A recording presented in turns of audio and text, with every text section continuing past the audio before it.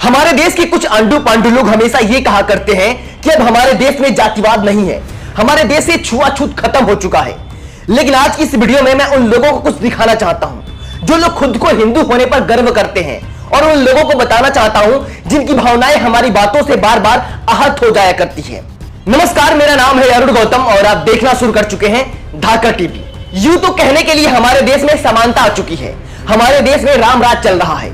लेकिन आपको बता दें कि कर्नाटक से एक ऐसी घटना सामने आई है जिसे जानने के बाद बेहद मुझे दुख भी हुआ और खुशी भी हुई।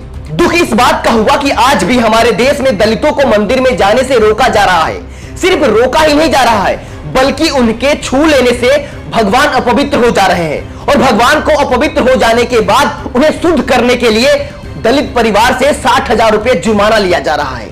जरा सोच कर देखिए कि हमारे देश में किस तरह से धार्मिक आतंकवाद पनप रहा है और किस तरह से धार्मिक आतंकवाद पूरे देश में फैल रहा है। एक तरफ ये लोग कहते हैं कि हमारी भावनाएं आहत हो रही है, लेकिन जब यही लोग धार्मिकता के नाम पर छुआछूत भेदभाव उत्पन्न करते हैं, तब पता नहीं कहां चले जाते हैं ऐसे लोग जिनकी भावनाएं आहत हो रही है। जरा सोच कर देखिए उस श्रद्धालु के मन में क्या गुजरा होगा जो भगवान के मंदिर में दर्शन करने गया था, लेकिन उस हिंदू परिवार को 60,000 रुपया जुर्माना लगा दिया गया। यहां पे मुझे बाबा साहब की वो बात याद आ गई। बाबा साहब ने कहा था कि जब अत्याचार की सहनशीलता खत्म हो जाती है तब एक नई क्रांति का उदय होता है, और यहां पर उस परिवार में एक नई क्रांति का उदय हो चुका है।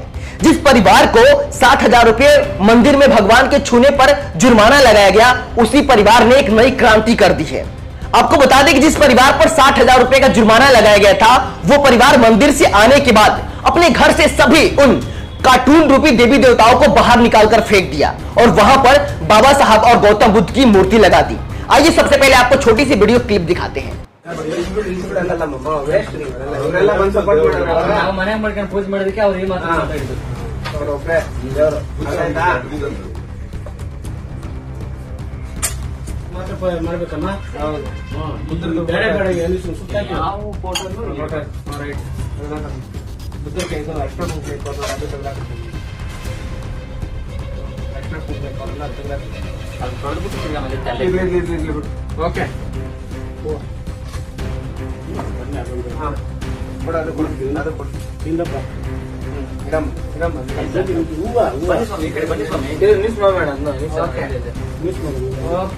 तो देखा आपने ना, हो गई है ना नई क्रांति का उदय।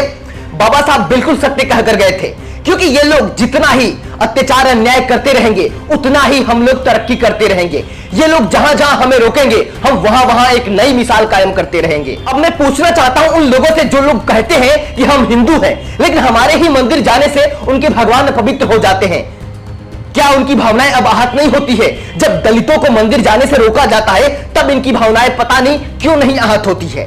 जिस तरह से इस दलित परिवार ने अपने घर से सभी कार्टून रूपी देवी देवताओं को बाहर फेंककर बाबा साहब और गौतम बुद्ध की मूर्ति लगा दी, ठीक ऐसे ही अगर सभी लोग करते हैं तो किसी के साथ भी जातिगत भेदभाव नहीं हो सकता है।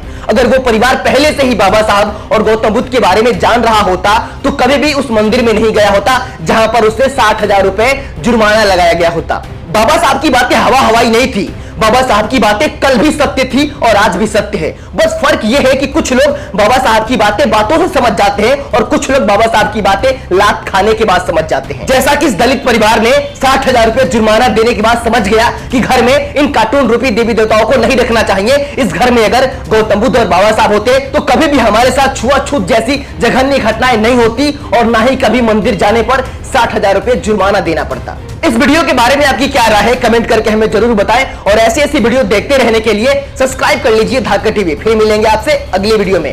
इस वीडियो को ज्यादा शेयर करें ताकि और भी लोगों को ऐसी जानकारियां मिल सके, ताकि वो लोग भी मंदिर जाने से बच सके, ताकि उनका कोई शोषण अत्याचार न कर सके।